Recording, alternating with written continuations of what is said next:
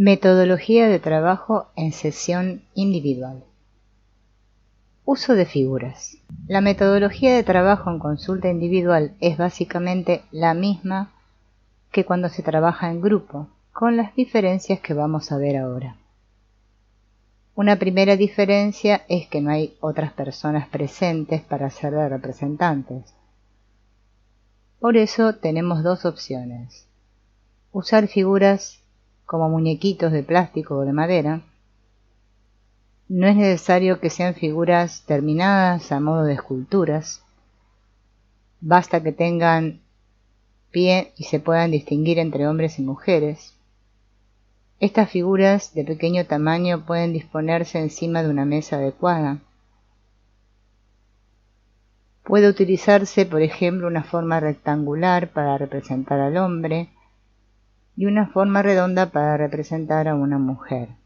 Pueden también prepararse esas figuras en diferentes tamaños.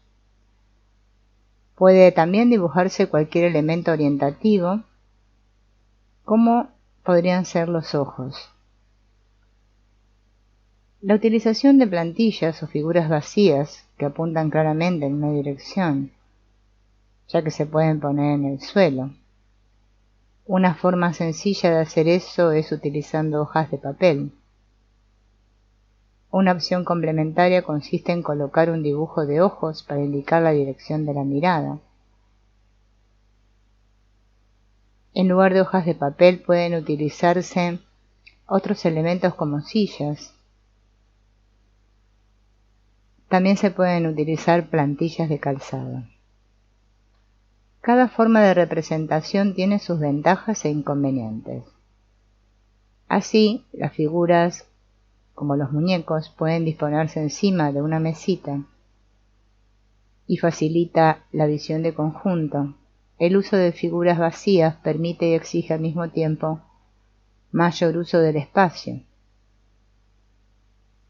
Disponiendo de representantes de una de estas formas, quedan dos diferencias por señalar respecto de los representantes de carne y hueso.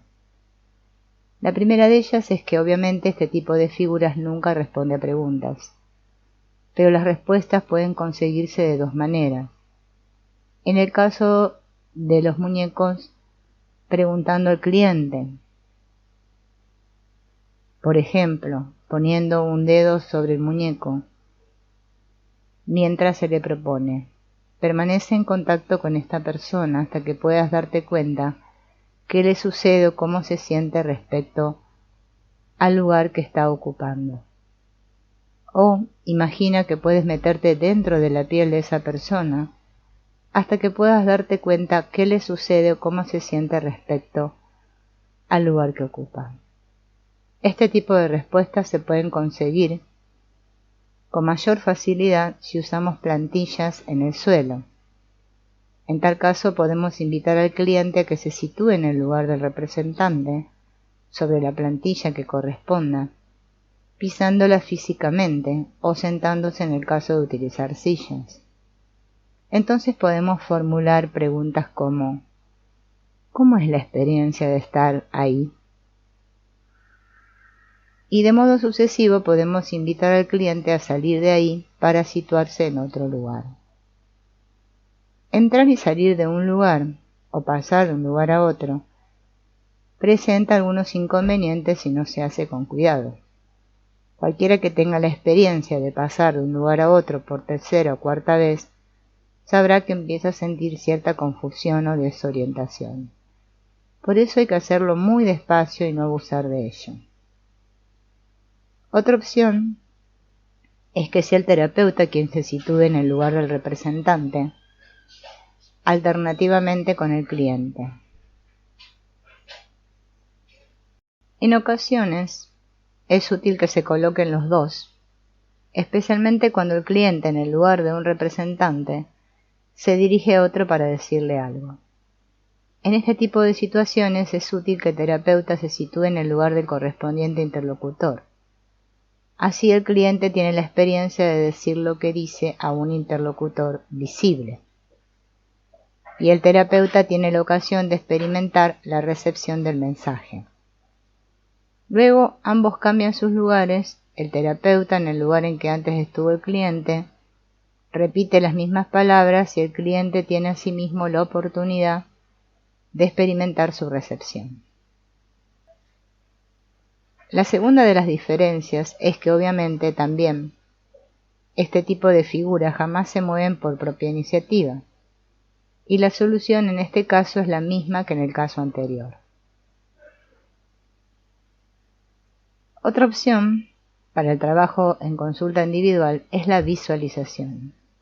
Guiar una visualización es algo que es fácil de hacer y sumamente difícil de explicar.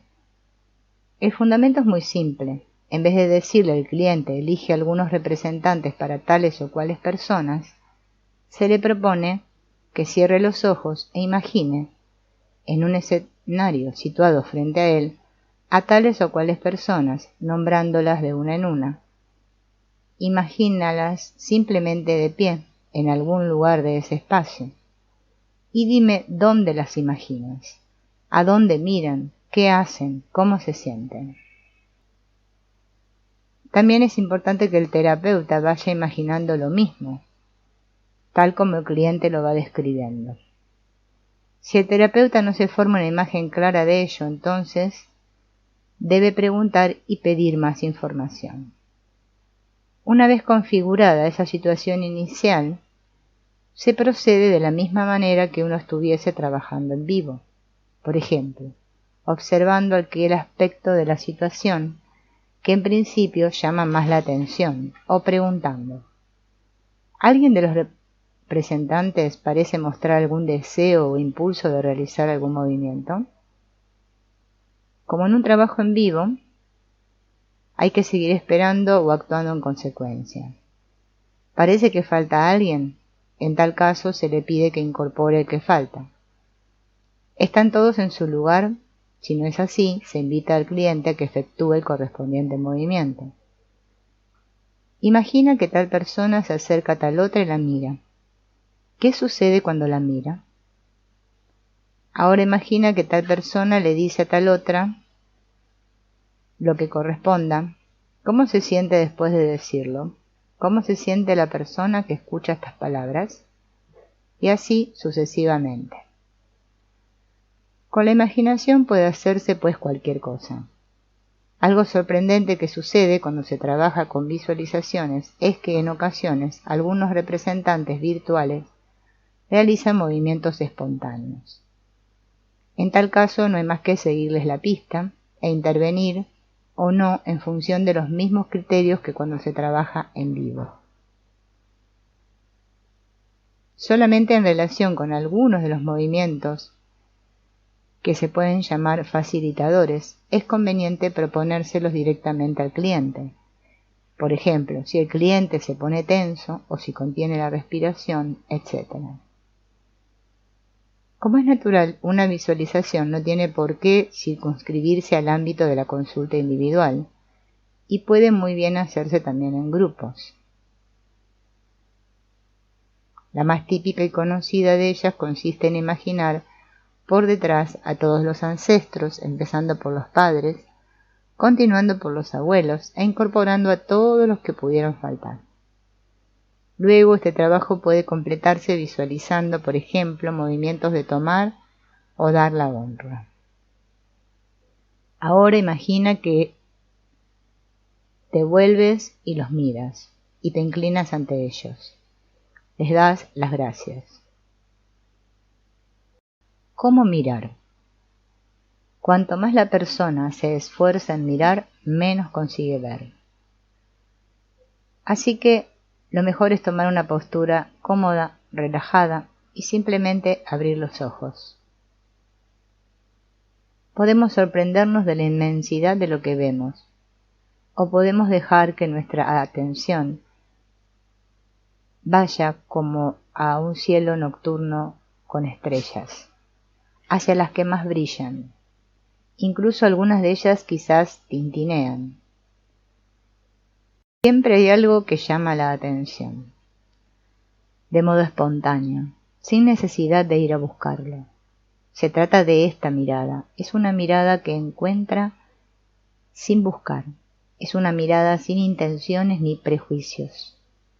Una mirada limpia, curiosa, ingenua, abierta y desinteresada. Cuando Bergelinger describía las condiciones del terapeuta solía decir: el terapeuta debe mirar sin intenciones y sin miedos. A veces añadía, incluso sin compasión. El terapeuta se retira a un centro vacío. ¿Para qué sirve el centro vacío? ¿Qué quiere decir estar en sintonía? Primero, que se trata de una experiencia, y una experiencia es algo que se tiene o no se tiene. Segundo, no se puede llegar allí por vía analítica. Por tanto, tampoco se puede llegar como consecuencia de un acto de la voluntad o de un esfuerzo. Se va llegando poco a poco, como quien se deja llevar. Este tipo de mirada es coherente con el enfoque que llamamos fenomenológico. Es permanente, es decir, no se queda solo en el enfoque inicial. Ayuda a ver las cosas como se muestran y, en consecuencia, con gran respeto por lo que hay y sin tratar de manipularlo. El terapeuta no manipula nada, no es él quien pone la solución. La solución surge del sistema, la solución que es posible aquí y ahora y en la forma que es posible aquí y ahora. No es el terapeuta quien lleva al sistema a una solución. El terapeuta observa, acompaña y propone. Y ver todo ello sobre la base del respeto es importante. Pero el terapeuta no ayuda. Un conocido y prestigioso terapeuta dijo: sin embargo, se trata de un asunto delicado. Tienen que descubrir su propia fórmula en lugar de tratar de imitar la mía. Todo este asunto de ayudarlos es realmente bastante aterrador. Tratar de ayudarlos los rebaja, porque sugiere que mi manera de vivir es superior a la de ellos. Dado los muchos terapeutas que he conocido, incluido yo mismo, que haya pruebas de este supuesto. Para decirlo sucintamente, ayudar no ayuda. Bergelinger ha desarrollado ampliamente su punto de vista sobre este asunto y lo ha expresado en un conjunto de 5 proposiciones que denomina los órdenes de la ayuda. Primero, uno solo da lo que tiene y solo espera y toma lo que realmente necesita. Segundo, por una parte la ayuda está al servicio de la supervivencia y por la otra sirve al desarrollo y al crecimiento. Supervivencia, desarrollo y crecimiento dependen de circunstancias especiales, tanto externas como internas. Si la ayuda pasa por alto o no quiere admitir las circunstancias externas, queda destinado al fracaso. Tercero, ante un adulto que acude en busca de ayuda, el ayudador se presenta también como adulto. De esta forma, rebate los intentos de colocarlo en el papel de madre o de padre. Cuarto, el individuo es parte de una familia. Si el ayudador ve a la persona junto con sus padres y antepasados, quizá también con su pareja y sus hijos, lo percibe tal como es en realidad. Es decir, la empatía del ayudador ha de ser menos personal y sobre todo más sistémica. Quinto, el amor a toda persona tal como es, por mucho que se diferencie de mí. El poder puede ejercerse de varias maneras, como por ejemplo en forma abierta, exigente, dominante y amenazante, pero también en forma oculta, sutil y manipulativa. Si haces lo que te digo o si me haces caso te irá mejor porque yo sé mejor que tú lo que te conviene. Aquí hay una posición de superioridad que se gratifica por sí misma o que frecuentemente espera gratificación externa a través del reconocimiento. Y no sirven aquí excusas ideológicas del poder o la ayuda como servicio.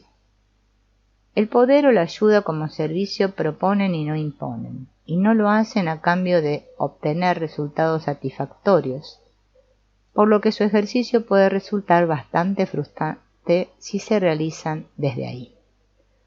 Uno solo da lo que tiene y solo espera y toma lo que realmente necesita.